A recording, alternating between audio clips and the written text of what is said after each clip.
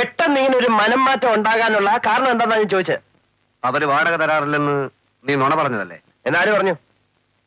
ഞാൻ പോലീസിനെ വിട്ട് അന്വേഷിപ്പിച്ചു. പോലീസിനെ വിട്ട് അന്വേഷിപ്പിക്കാൻ ഞാൻ പറഞ്ഞോ? ഇല്ലല്ലോ. നീ പറഞ്ഞതുപോലെ ചെയ്യാൻ പോലീസുകാരും നിന്റെ കൂലിക്കാരോ?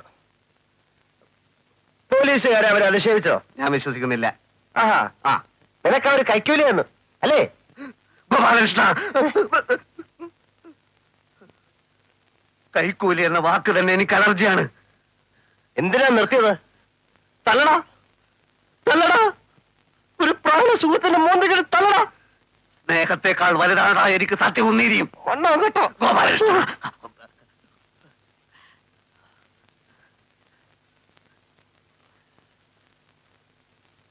ഈ കാക്കി കുപ്പായം നിന്നെ ഒരു ഭ്രാന്തനാക്കിയടാ, നന്ദി കെട്ടവനാക്കി.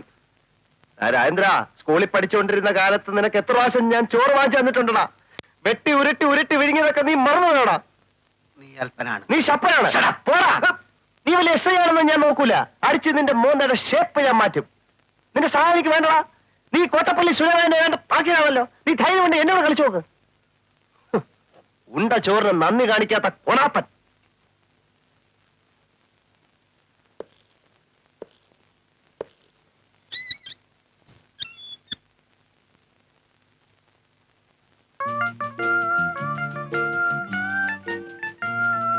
മീര, നല്ല പേര്.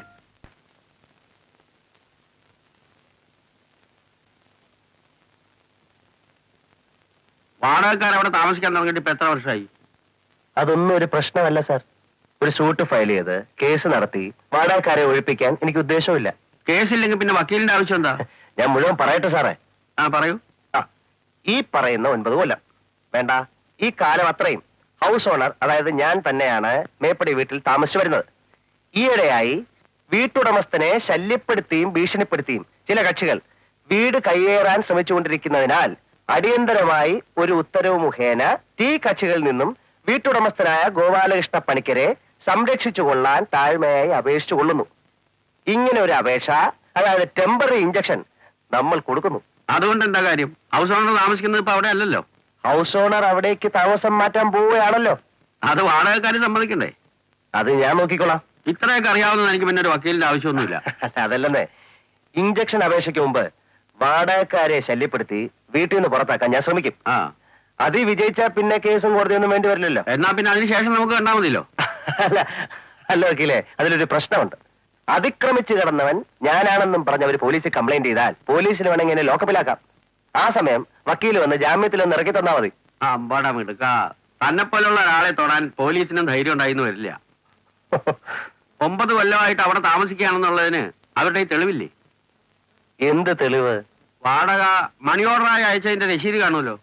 ആ രസീത് അവരുടെ കയ്യിലിരിക്കത്തേ ഉള്ളൂ. അത് വാടക തന്നതല്ല, അവരെന്നോട് കടം വാങ്ങിച്ച കാശാണെന്ന് ഞാൻ കോടതി പറയും.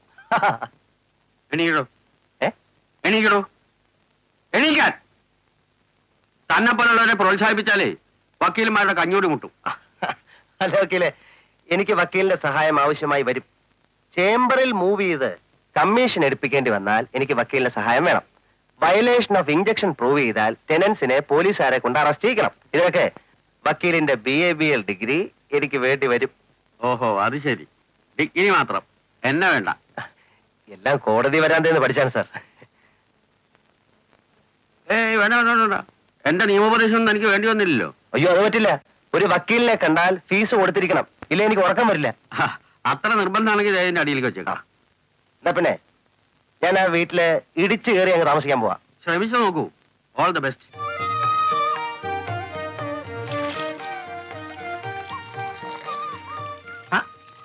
എന്താ പണിക്കരെ, നല്ല ഉത്സവപ്പറമ്പ് കച്ചവടം ഉണ്ടേ നിങ്ങൾക്ക്? ഞങ്ങള് പ്രശ്നം സോൾവ് ചെയ്തു. പാവങ്ങള് സമാധാനമായിട്ട് ജീവിച്ചോട്ടല്ലേ. പിന്നെ അല്ലാതെ. എന്താ നിങ്ങളുടെ പേര്? ഉമ്മറ്. ഇതെന്താ കെട്ടും ചേടൊക്കെ ആയിട്ട്? ഞാൻ അമ്മ ഒരുപാട് വഴക്ക് പറഞ്ഞു. പ്രായച്ചിട്ടായിട്ട് കുറെ സമ്മാനങ്ങളാ കൊടുത്തൊന്നും മാപ്പ് പറയണം. ഞാൻ തിരികെ വരികയാണെങ്കിൽ കാണാം. പാവം ഐസ്പ്രിറ്റ് പോലത്തെ മനസ്സ്, എത്ര പെട്ടെന്ന് അലിഞ്ഞി. അതൊക്കെ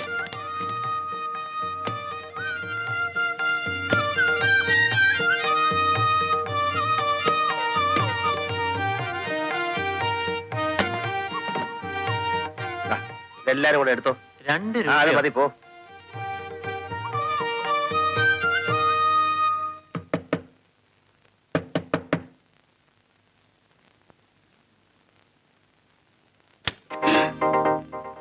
എന്നോട് ക്ഷമിക്കണം അമ്മേ. അയ്യോ ഇതെന്താ? എല്ലാ തെറ്റുകൾക്കും മാപ്പ്. ഞങ്ങൾ ഇവിടെ താമസിക്കാൻ പറ്റുന്നില്ല. എത്ര കാലം വേണേലും നിങ്ങൾ ഇവിടെ താമസിച്ചോ. ഒരു തവണ പോലും നിങ്ങൾ വാടക മുടക്കിയിട്ടില്ല. ഈ വീട് ചീത്തയാക്കിയിട്ടില്ല. അങ്ങനെയുള്ള നിങ്ങളോട് ഞാൻ വലിയ ക്രൂരതയാണ് കാണിച്ചത്. എന്നോട് ക്ഷമിക്കില്ലേ അമ്മേ? എന്താ പണിക്കര് ഇത്? അതിന് പണിക്കര് തെറ്റൊന്നും ചെയ്തില്ലല്ലോ. വാടകക്കാര് വീട്ടിൽ നിന്ന് ഇറങ്ങാൻ വരുന്ന ആർക്കും ദേഷ്യം തോന്നും. ഈ പറഞ്ഞത് അമ്മയുടെ വലിയ മനസ്സ്. ഞാൻ ചെയ്ത തെറ്റിന് നല്ല ഒന്നാം തരം ശിക്ഷ എനിക്ക് കിട്ടുകയും ചെയ്തു. സിറ്റിയിൽ ഞാൻ താമസിച്ചിരുന്ന ലോഡ്ജില് മുറി വെച്ചിരുന്ന 6000 രൂപ ആരോ കട്ടുകൊണ്ടുപോയി. എനിക്കത് കിട്ടണം. 6000 രൂപയോ? 6000 രൂപ. ആ നിമിഷം ഞാൻ ആ ലോഡ്ജിൽ നിന്ന് ഇറങ്ങി. എന്തിനാ ലോഡ്ജിൽ താമസിച്ച? അത് ഈ ചില്ലറ കോൺട്രാക്ട് വർക്കുണ്ടേ. ബില്ല് മാറി കിട്ടണം. എഞ്ചിനീയർ ഓഫീസിൽ ദിവസവും പോണം. ആരാമ ഈ മുറി താമസിക്കുന്നത്? ആരുമില്ല. എനിക്കും തോന്നി. 2 ദിവസത്തിനാകും ബില്ല് മാറി കിട്ടും. ലോഡ്ജിൽ പോകാൻ ഇനി എനിക്ക് ധൈര്യമില്ല. 2 ദിവസം ഞാൻ ഒരു ഉപദ്രവം ഉണ്ടാക്കില്ല. ഈ മുറി താമസിച്ചോട്ടെ. അയ്യോ അത് അമ്മയുടെ മോനെ പോലെ എന്നെ കരുതണം. അതല്ല, പണിക്കര് കിടക്കണ്ടെന്ന് പറയാൻ പറ്റുമോ? ഇത് പണിക്കരുടെ വീടല്ലേ? അയ്യോ, ആ അധികാരത്തിൽ വന്നതല്ലമ്മേ. വേറെ നിവൃത്തിയില്ലാഞ്ഞിട്ടാ. അപ്പൊ ഞാൻ സാധനങ്ങളൊക്കെ അകത്തേക്ക് വെക്കട്ടെ? സാധനങ്ങളോ? ഞാനത് പറയാൻ മറന്നു. ഞാനൊരു പ്രത്യേക സ്വഭാവക്കാരനാ. ലോഡ്ജിലായാലും വീട്ടിലായാലും ഞാൻ എന്റെ സ്വന്തം കട്ടിലേ കിടക്കൂ. ആഹാ. മറ്റുള്ളവരുണ്ടാക്കിയ ഒരു തരി ഭക്ഷണം പോലും ഞാൻ കഴിക്കില്ല. ആ. അതുകൊണ്ട് എല്ലാവിധ സജ്ജീകരണങ്ങളും ഞാൻ കൂടെ കൊണ്ട് നടക്കും. എന്നെ അകത്തേക്ക് വെക്കട്ടെ? ഈ പറ്റിയെന്ന് പിടിച്ചേ. ആ.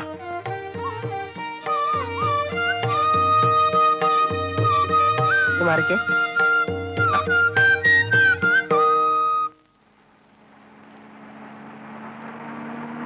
ഹലോ, കുട്ടി ഇവിടെ? ഞാൻ ഓഫീസിൽ നിന്ന് വരിക. ഓ ഐ സി. പിന്നീട് അവൻ എവിടെങ്ങാനും വന്നു? പിന്നെ കണ്ടില്ല സർ. കാണില്ല. സത്യത്തിനും നീതിക്കും വേണ്ടി അവന്റെ മൂന്തക്കിട്ട് ഞാൻ റെഡി കൊടുത്തു. പട്ടിയെ പോലെ മൂങ്ങിക്കൊണ്ട് അവൻ പോയി. പക്ഷേ അവനാള് സ്വല്പം പെശക. ഇനി എപ്പോഴെങ്കിലും ശല്യപ്പെടുത്താൻ വന്നാൽ കുട്ടി നേരെ എന്റെ അടുത്തേക്ക് വന്നേ. Thank you, sir. It's my duty. പിന്നെ ഞാൻ നമ്മുടെ ആ പഴയ സുകുമാരക്കുറുപ്പിനെ പിടിക്കാൻ വേണ്ടി ഹുബ്ലിയിലേക്ക് പോവുകയാണ്. അയാൾ അവിടെ ഉണ്ടോ? സൂചനയുണ്ട്. ഇത്തവണ സുകുമാരക്കുറുപ്പിന് എന്റെ കയ്യിൽ നിന്ന് രക്ഷപ്പെടാൻ പറ്റും എന്ന് എനിക്ക് തോന്നുന്നില്ല. തിരിച്ചു വന്നിട്ട് നമുക്ക് വീണ്ടും കാണാം. ഓക്കെ? Okay sir. മീര,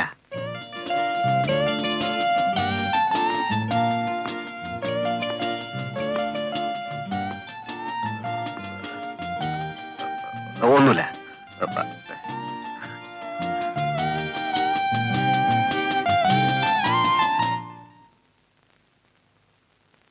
ചേച്ചി, ലാൻഡ്ലോഡ് ആ പണിക്കലുണ്ടല്ലോ, അയാൾ പെട്ടി കിടക്കാൻ എടുത്തോണ്ട് വന്നിരിക്കുക. എന്തിന്? അയാൾ നമ്മുടെ വീട്ടിൽ താമസിക്കാൻ പോത്രേ.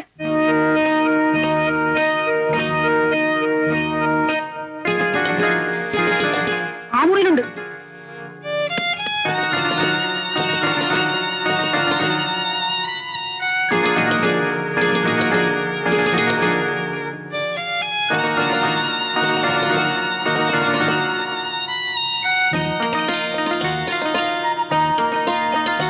എവിടെ?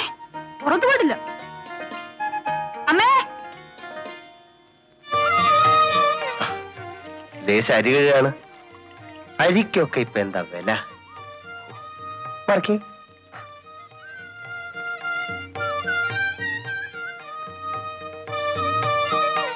ആരോട് ചോദിച്ചിട്ടമ്മേ അയാൾ മുറി കയറി കൂടിയത്? അമ്മ സമ്മതം കൊടുത്തോ? അത് അയാൾ 2 ദിവസം കഴിഞ്ഞ് പോവും. 2 ദിവസമല്ല, 2 നിമിഷം പോലും അയാൾ ഇവിടെ നിൽക്കാൻ പാടില്ല. നമുക്ക് എതിര് പറയാൻ പറ്റുമോ മോളെ? ഇത് അയാളുടെ വീടല്ലേ? അല്ല, നമ്മൾ വാടക കൊടുക്കുന്ന കാലം വരെ ഇത് നമ്മുടെ വീടാ. നാണുണ്ടോ ആ മനുഷ്യന്? നമ്മുടെ അടുക്കള കയറി അരി കഴുകുക അയാള്. തീ പിടിച്ച വിലയാണ് എത്രയായിരിക്കും? അതിന് ഞാനെന്ത് വേണം? ഇപ്പൊ തന്നെ ഇവിടുന്ന് ഇറങ്ങണമെന്ന് അമ്മയൊന്ന് പറയൂ. 2 ദിവസത്തെ കല്യാണം മോളെ. അമ്മയെ കൊണ്ട് ഞാൻ തോറ്റു. കട്ടിലും കിടക്കയും പാത്രങ്ങളും സ്റ്റൗവും ഒക്കെ ആയിട്ടല്ലേ അയാൾ വന്നിരിക്കുന്നത്. ആ, അത് പണിക്കരുടെ ഒരു ശീലാത്രേ. സ്വന്തം കട്ടിലെ കിടന്നുറങ്ങിയാലേ ഉറക്കം വരൂ, സ്വന്തമായിട്ട് പാചകം ചെയ്ത് കഴിച്ചാലേ തൃപ്തിയാവൂ. ചില ആളുകൾ അങ്ങനെ എല്ലാം തന്നെത്താൻ ചെയ്യണം. തന്നെത്താൻ ചെയ്യലൊക്കെ അയാളുടെ വീട്ടിൽ ചെന്നിട്ട് മതി. ഇവിടുത്തെ എഞ്ചിനീയർ ഓഫീസിൽ ഏതോ കടലാസ് ശരിപ്പെടുത്താൻ വേണ്ടിട്ടാ. 2 ദിവസത്തേക്ക് മതി. ഏതെങ്കിലും ലോഡ്ജിൽ ഒരു റൂം കിട്ടില്ല അയാൾക്ക്. ആ അതല്ലേ കുഴപ്പമായത്. ലോഡ്ജ് മുറിയിൽ ഏതോ കള്ളന്മാര് 6000 രൂപ കട്ടോണ്ട് പോയത്രേ. പാവം പണിക്കര്. ഒക്കെ നുണയാണമ്മേ. അയാളുടെ രൂപ വെക്കാൻ അയാളേക്കാൾ വലിയ കള്ളൻ ഈ ലോകത്തുണ്ടായിട്ട് വേണ്ടേ? അയാളോട് ഇറങ്ങിപ്പോ അമ്മ എന്ന് പറയുന്നുണ്ടോ?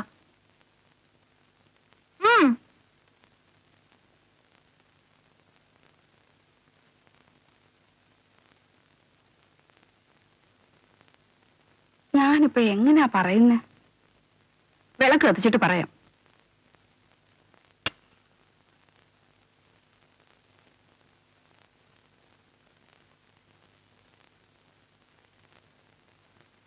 ദീപം ദീപം ദീപം ദീപം ദീപം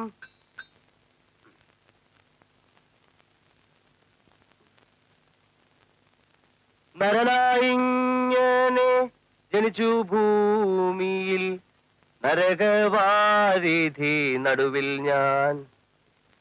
ഈ നരകത്തിൽ നിന്നെ കരകേറ്റിയിടണം, തിരുവൈക്കം വാഴും ശിവശംഭോ. എന്തൊക്കെയാ അമ്മേ കാണുന്നത്? ഇപ്പൊ അമ്മയ്ക്ക് മനസ്സിലായോ? അയാളുടെ വീടാണെന്ന് സ്ഥാപിക്കാനുള്ള ശ്രമമാണ്. ഈ നരകത്തിൽ ഞങ്ങളുടെ വീട്ടിൽ വിളക്ക് കത്തിക്കാനും പ്രാർത്ഥിക്കാനും ഞങ്ങളുണ്ട് ഇവിടെ. വാഴും. പ്ലീസ്, സന്ധ്യാനാമം ചൊല്ലുമ്പോ ബഹളം ഉണ്ടാക്കരുത്. ദൈവം ശിക്ഷിക്കും. തന്നെക്കാളും വലിയൊരു ശിക്ഷ ഇനി വേറെ ഇല്ലല്ലോ.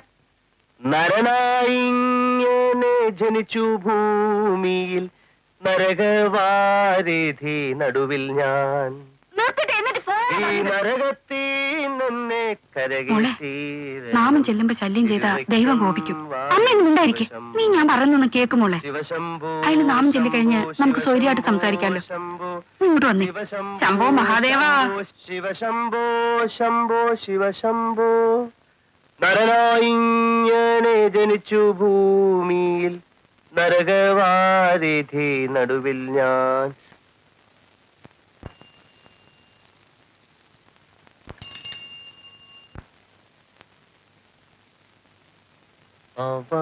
പ്രായത്തിൽ നിന്ന് ഞാൻ കണ്ടപ്പോൾ താമരമുട്ടായിരുന്നു നീ. നല്ല തടി, മുടിഞ്ഞ തീറ്റയായിരിക്കും. നോക്കല്ലേ, ഞാനങ്ങ് ദഹിച്ചു പോകും. ആ ബക്കറ്റിൽ കുറച്ച് വെള്ളം എടുത്തോണ്ട് വാ. ഹൗസ് ഓണർക്ക് കുറച്ച് വെള്ളം എടുത്തോണ്ട് വാടേ. ഹൗസ് ഓണറിന്റെ മൂത്തൊഴി പോടല്ല. നിന്റെ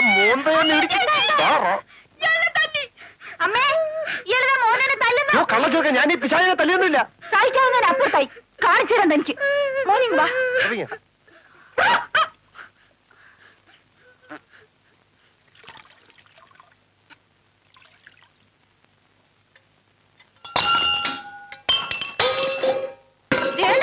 തുടങ്ങിട്ട് നേരം പറയായി.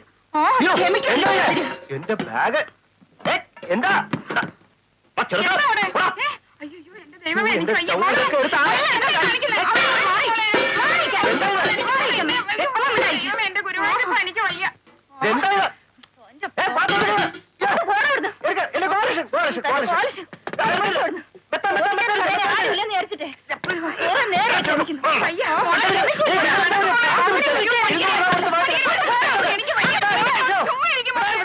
എന്താണ്ട് നിങ്ങൾ അങ്ങോട്ട് പോവണ്ട. പോണ്ടാച്ചാല് എന്താ ഉമ്മറേ ഇങ്ങോട്ട് വരികയെന്ന് ആ വീട്ടുറക്കത്തിന് ഭ്രാന്തായിക്കുന്നുണ്ട്. പിടിച്ച് കെട്ടുകയാണ് നമുക്ക്. ഞാൻ ഈ കുട്ടികളെ സ്കൂളിൽ വിട്ടേച്ച് വരാം. പറ. ആഹാ, ഞമ്മക്കൊരു മനസാക്ഷി ഉണ്ടല്ലോ. നിങ്ങൾ അങ്ങോട്ട് പോകണ്ട, ഇങ്ങോട്ട് വരുന്നേ. അത് എങ്ങോട്ട് വരാൻ എനിക്ക് ചിലക്കാണ്ട് പോവാറുണ്ട്. സമയത്താ വിളിക്കണേ. ആ ആരെ വരീന് വോട്ട് വരിക.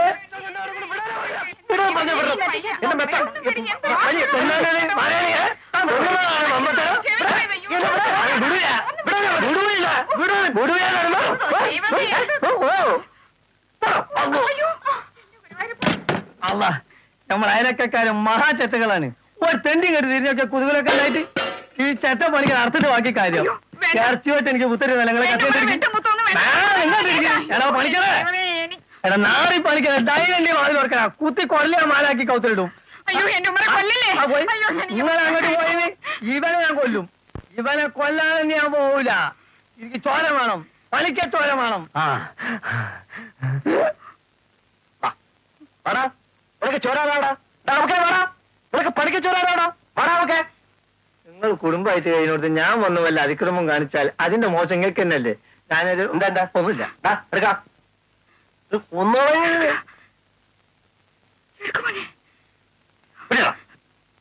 എന്തായി എന്തെങ്കിലും ആയിക്കോട്ടെ, നമ്മൾ എന്തിനു വേണ്ടാത്തതിൽ തലയിടാൻ പോകുന്നതെന്നാണ് ഞാൻ ഇപ്പോൾ ആലോചിച്ചും കൊണ്ടിരിക്കുന്നത്.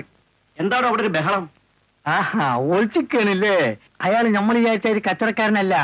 His very nice fellow. അയാളോട് അയാളെ വീട്ടിൽ താമസിക്കേണ്ടെന്ന് ഞമ്മക്ക് പറയാൻ പറ്റുമോ? എന്തിനൊരു ന്യായം വേണ്ടേ? അല്ലെങ്കിലും ഈ പെണ്ണിന് ഈയിടായിട്ട് കുറച്ച് അഹങ്കാരം കൂടുതലില്ലേ? അഹങ്കാരോ ആ ഉണ്ടോ? ഉണ്ട്. ആ, ഇവാ മോളെ, നേരെ ഒരുപാടായി. നീ എന്തിനാ അയാളോട് മത്സരിക്കാൻ പോയത്? എല്ലാം മറന്നാളാ.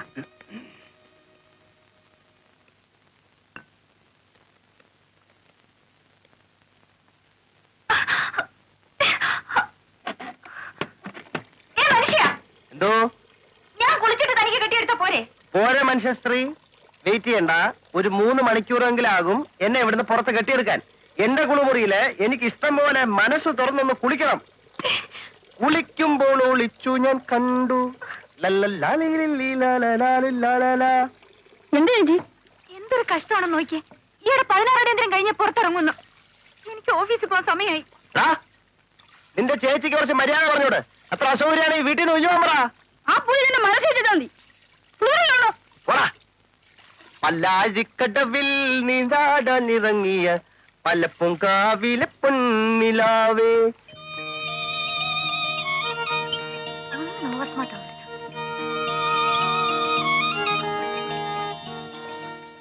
പല്ലാഴിക്കടവിൽ നീരാടാനിറങ്ങി. വെള്ളം നിന്നല്ലോ. പൈപ്പൊന്ന് തുറന്നോട്ടെ, പൈപ്പൊന്ന് തുറന്നു വിടേ. യോ പൈപ്പ പറഞ്ഞിട്ടില്ലേ ആരെങ്കിലും പൈപ്പ് തുറന്നോളെ.